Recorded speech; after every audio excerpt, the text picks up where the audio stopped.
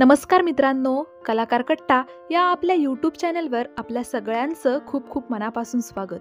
मित्रांनो, कलर्स मराठी वाहिनीवर नव्याने सुरू झालेली मालिका अबीर गुलाल या मालिकेतील बिनधास्त शुभ्रा म्हणजेच अभिनेत्री गायत्री दातार यांच्याविषयी आज आपण या व्हिडिओमध्ये जाणून घेणार आहोत.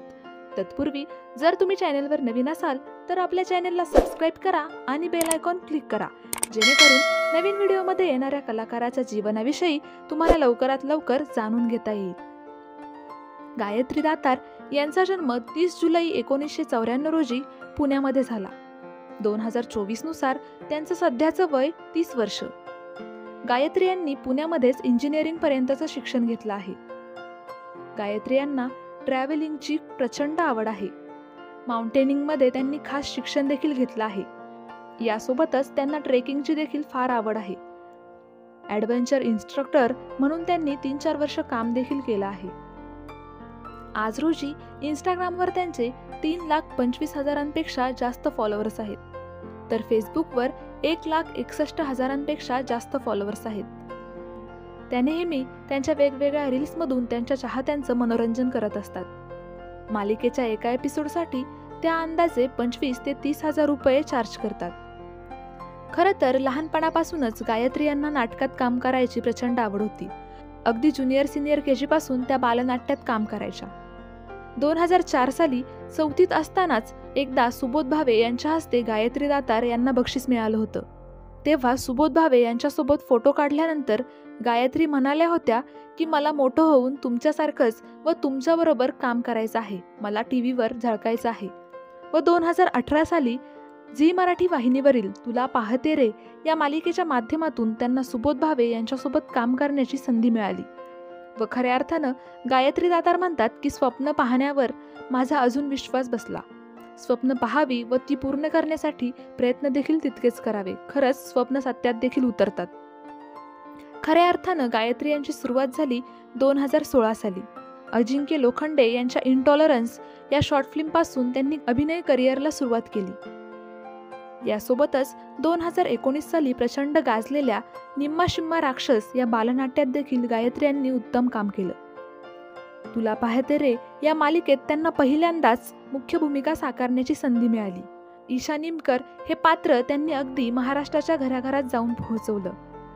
त्यांच्या समवेत अभिनेते सुबोध भावे हे देखील विक्रांत सरंजामे या भूमिकेत झळकले. 2019 साली झी युवा वाहिनीवरील युवा डान्सिंग क्वीन या मालिकेत गायत्री यांनी त्यांची डान्सिंगची आवड जपली. यासोबतच चला हवा येऊ द्या या मालिकेत देखील काही सीझन त्यांनी काम केलं. तर 2021 साली बिग बॉस मराठी सीझन 3 मध्ये गायत्री दातार यांनी उत्तम खेळ केला.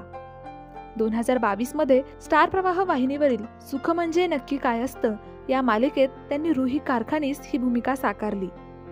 तर 2024 मध्ये कलर्स मराठी वाहिनीवर नव्याने सुरू होणारी मालिका अबीर गुलाल या मालिकेत त्या पहिल्यांदाच निगेटिव्ह भूमिका साकारणार आहेत. शुभ्रा हे त्यांचं पात्राचं नाव असून त्यांच्या समवेत अक्षय केळकर हे देखील स्क्रीन शेअर करणार आहेत. केवळ मराठीच नव्हे तर हिंदी मालिका विश्वात देखील गायत्री दातार झळकल्या आहेत. सोनी टीव्हीवरील पुण्यश्लोक अहिल्याबाई होळकर या मालिकेत त्यांनी उत्तम भूमिका साकारली. मेरे साई श्रद्धा और सबुरी या मालिकेत त्यांनी सुमित्रा नावाचं पात्र अतिशय उत्तमरित्या साकारलं.